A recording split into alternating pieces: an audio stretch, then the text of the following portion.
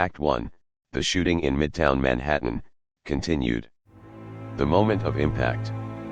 A single shot echoes through the streets of Midtown Manhattan. Pedestrians freeze in place.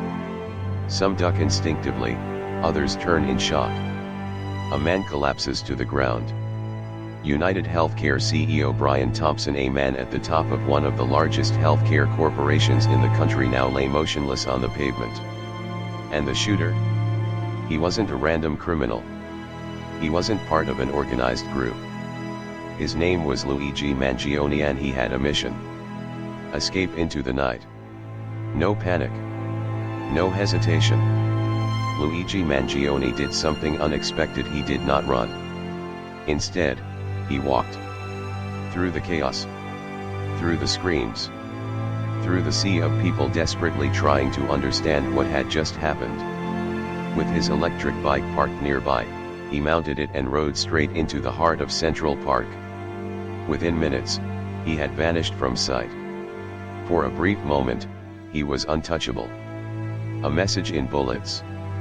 3 words, commonly used in insurance claims: the system that denies coverage, defends against lawsuits, and opposes those who challenge them. This was not a random act of violence. This was a statement. A carefully planned act by a man who believed he was fighting back. The manhunt begins. Within minutes, law enforcement mobilized. A citywide search was launched. Surveillance footage was analyzed. Investigators scoured Mangione's background, trying to piece together who he was and why he had done this. But for 2 days, he remained off the grid. Authorities knew one thing. Mangione wasn't an amateur. He had disappeared before anyone even knew where to look. And somewhere, out there, he was watching the headlines unfold. Act 2, A Pattern of Revenge. The making of a crusader. George Metesky wasn't a common criminal. He was a man with a grudge. A former Con Edison worker, he had spent years dedicating his life to the company, only to be cast aside after a tragic workplace accident. His lungs were damaged, his body permanently weakened by an explosion at a power plant furnace. When he turned to his employer for help, he was met with denial, excuses, and legal roadblocks. To Metesky, this wasn't just a personal betrayal. It was a systemic failure, a corrupt machine that prioritized profits over people. His response? He decided to fight back. Not with words. Not with legal battles. But with explosions. New York City under siege. For 16 years, the city lived in fear. Metesky planted bombs in public places anywhere he believed his message would be heard. Train stations where thousands passed through daily. Theaters where unsuspecting families gathered. Office buildings, symbols of corporate power. The goal? Make them feel what he felt. The police were baffled. Metesky was careful, calculated, and completely untraceable. He would leave a device, then vanish into the shadows, always one step ahead. For him, it was a game. A battle between himself and the system, a battle he was winning. The Radio City Music Hall attack. November 7, 1954. A night like any other. Families gathered at Radio City Music Hall, excited to watch Bing Crosby's White Christmas. Laughter filled the theater. The smell of fresh popcorn lingered in the air. Then boom. In the aftermath, the scene was pure chaos. 2 women lay injured, blood staining their clothes. 2 young boys suffered serious contusions. Glass shattered, debris rained down. And yet Metesky was already gone. A game of cat and mouse. Authorities poured resources into the case. Hundreds of officers were assigned to track the culprit. Dozens of suspects were interrogated. Bomb squads worked around the clock to prevent the next attack. But Metesky toyed with them. He would plant a device, wait for it to be discovered, and then mock the police in letters sent to newspapers. In one message, he wrote, "I got a sample of what you call our American system of justice. You people ask me to surrender. Well, sir, who is really guilty? To him, this wasn't violence for the sake of destruction. It was justice. His signature? FP. No one knew what it meant. No one could trace him. And for nearly 2 decades, he remained untouchable. Luigi Mangione, history repeating itself. Luigi Mangione was not the first. And he would not be the last. Metesky felt wronged by Con Edison. Mangione felt wronged by United Healthcare. Both sought revenge. Both believed they were fighting for the people, exposing a corrupt system. The question is, was this just another isolated act?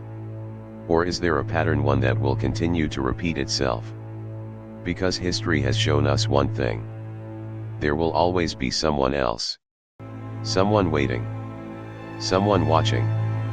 Someone ready to strike next. Act 3, the ideology of violence, the written war. For Metesky and Mangione, their war was not just physical, it was ideological. To them, they weren't criminals. They were warriors fighting against corruption, injustice, and corporate greed. Each believed they were not just avenging themselves but standing up for the countless others who had been ignored, denied, and abandoned.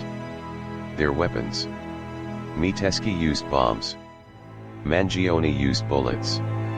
But both used words. Both left behind written records of their beliefs, messages filled with rage, justification, and a chilling sense of purpose. The coded message of the shell casings.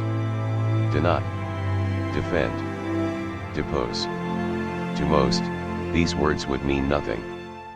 But to those familiar with insurance claim practices, they were all too familiar. They were the very terms used to reject claims, the system that corporations used to legally refuse compensation. Mangione had etched them into his bullets, turning corporate jargon into a declaration of war. This was not a crime of passion. It was a calculated, symbolic act. A message meant to be heard long after the crime was committed. The 3-page letter, a manifesto of hate. After his arrest, investigators searched Mangione's belongings. Inside his backpack, they found a loaded firearm, fake identification, and a 3-page handwritten letter. The contents of the letter were chilling. In it, Mangione raged against corporate America, calling insurance companies parasites. He wrote, "These people steal from the sick. They profit off suffering. They don't deserve mercy." This wasn't just anger. It was conviction. To him, his actions weren't just violence for the sake of violence. They were justice. Following a dangerous blueprint? But was this his own idea? Or was he following in the footsteps of those before him? Investigators discovered that Mangione had studied the writings of past radicals. Among his belongings were a digital copy of George Metesky's letters, Ted Kaczynski's Unabomber Manifesto, political essays on corporate greed and power. He had been reading, absorbing, learning. And most concerning of all, he had been inspired. In an old Goodreads review, Mangione had written about the Unabomber's manifesto. Interesting. Thought-provoking. Perhaps he had the right idea. This was not random violence. It was premeditated ideology. The common thread, revenge against the system. Metesky, Kaczynski, Mangione. 3 men. 3 different heroes. But one common belief, that the system was designed to exploit and destroy people like them. And that the only way to fight back was to strike first. To deliver a message through fear. To make sure they were never ignored again. But did they change anything? Or did their actions only ensure more chaos, more destruction, more pain for themselves and others? And more importantly, is there another Mangione out there, waiting? Someone reading the same books? Someone feeling the same resentment? Someone planning the next act of so-called justice? Because if history has shown us anything, it's this. There's always a next one. Act 4, the legacy of the Mad Bomber, continued. The symbol of fair play. To George Metesky, his bombings were not acts of terror. They were statements. A reckoning for those who had wronged him. For nearly 2 decades, the city of New York lived in fear, not knowing where or when the next explosion would strike. Each time, the police would find a letter, neatly typed, laced with bitterness and defiance. Each time, it was signed with the same initials. FP. At first, authorities were baffled. Was it a code? Was it a taunt? Was it a hidden message to followers? Only when they finally caught him did they get an answer. What does FP stand for? A detective leaned in, expecting something profound. Metesky smiled. Fair play. To him, his bombing campaign wasn't criminal. It was justice. From folk hero to cult icon. After his arrest, something unexpected happened. Metesky, the mad bomber, became a symbol for certain radical groups. Some saw him as a man who fought back, who didn't let corporations trample over the powerless. In the late 1960s, a new wave of protesters took up his cause. The Yippies, a counterculture movement, began referencing Metesky in their anti-establishment writings. They started signing violent manifestos with his name. Abby Hoffman, a famous activist, even wrote a book under Metesky's pseudonym. It was called Fuck the System. Another book, Steal This Book, featured detailed instructions on making homemade explosives, with Metesky credited as inspiration. His name, once feared, was now etched into the fabric of rebellion. He had become more than a man. He had become a movement. The Unabomber connection. Nearly 4 decades later, another figure emerged. A man who would continue the legacy of anti-corporate violence. His name, Ted Kaczynski. The world would come to know him as the Unabomber. His weapon of choice? Bombs. His targets? Corporations, universities, and airlines. His message? A war against industrial society. And just like Metesky, he had a manifesto. A dangerous ideology passed down. The pattern was clear. Metesky laid the foundation. The radicals of the 1960s carried his name. Kaczynski expanded on the ideology. And Mangione absorbed it all. Like Metesky, Mangione believed that corporate power was a disease. Like Kaczynski, he believed that violence was the cure. Both had spent years studying those before them. Both had convinced themselves they were soldiers in a righteous war. And both took lives in the name of an ideology, one passed down through decades of unrest. History repeats itself.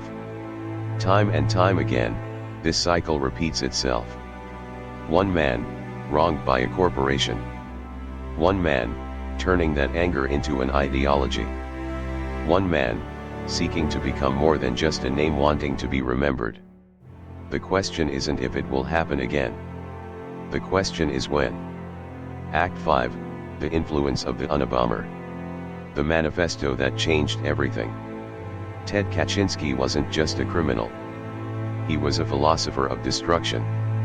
For nearly 2 decades, he operated from a tiny cabin in the Montana wilderness, crafting bombs with surgical precision, targeting corporations, universities, and tech moguls. His goal? To dismantle modern society one explosion at a time. His greatest weapon wasn't just his bombs. It was his ideas. In 1995, he forced the New York Times and the Washington Post to publish his 35,000-word manifesto, a document that laid out his vision for the world. His argument? Technology was enslaving humanity. Corporations were stripping people of their freedom. Modern industrial society was a prison. To Kaczynski, violence wasn't just justified, it was necessary. The ripple effect. The manifesto spread like wildfire. It was read, studied, and analyzed by those who felt disillusioned with the world. It was quoted in underground forums. It was passed around activist groups. And then it reached Mangione. Mangione, a student of the past. In an old Goodreads review, Mangione wrote about Kaczynski's work. His reaction? Interesting. More than that, he admired him. He called him a political revolutionary. To Mangione, Kaczynski wasn't a madman in the woods. He was a visionary, a man who had the courage to fight back. But was this just admiration? Or was it something more dangerous? The mark of an influence. Both saw themselves as warriors against a corrupt system. Both believed their violence was justified. Both left behind writings filled with rage and ideology. The only difference: Kaczynski built bombs. Mangione pulled the trigger. A dangerous chain reaction. This isn't just about one man's crime. It's about a pattern. A cycle that began decades ago, one that keeps repeating. Metesky inspired radicals. Kaczynski influenced extremists. And Mangione was watching, learning, waiting. Because if history has shown us anything, it's this. There's always another one. Someone reading the same words. Someone feeling the same anger. Someone waiting for their moment to strike. Act 6, could this have been stopped?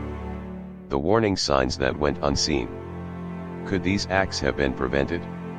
Each of these men, Metesky, Kaczynski, Mangione, spent years preparing for their moment. Metesky built bombs in silence, hidden away in his garage. Kaczynski spent decades in isolation, crafting his ideology. Mangione disappeared for weeks before emerging with a weapon in hand. They were not impulsive criminals. They were planners. And no one noticed. The silent radicalization. Radicalization doesn't happen overnight. It starts small. A grievance. A feeling of betrayal. A deepening resentment. Then an idea. They begin to seek out like-minded voices. Metesky wrote letters to newspapers, framing himself as a victim. Kaczynski found validation in his own manifesto, believing society was the enemy. Mangione studied past radicals, absorbing their words, convinced he was part of a movement. By the time they acted, they weren't just angry men. They were believers. And at that point nothing could change their minds. How did no one see this coming? None of these men had criminal records before their attacks. None of them were on law enforcement's radar. They were ghosts, living ordinary lives, hiding extraordinary intentions. Society teaches us to look for signs. Erratic behavior. Sudden violence. Public threats. But what if there are no signs? What if they are patient? What if they are quiet? By the time they act, it's already too late. The fatal mistake, ignoring the writing. One thing all three men had in common. They warned us. They left behind writings, manifestos, letters, online posts filled with clues to their intent. But who was reading them? Metesky sent letters to newspapers, but was dismissed as a ranting lunatic. Kaczynski wrote a 35,000-word manifesto, yet no one stopped him until after 16 bombings. Mangione openly praised radical figures online, but no one thought he was capable of action. The signs were there, but no one took them seriously. Is it even possible to stop them? Even if we recognize the warning signs, how do you stop someone who believes violence is their only answer? You can't arrest someone for their thoughts. You can't detain someone because of a book they read. You can't convict someone for what they might do. Society only reacts once the damage is done. And by then, it's too late.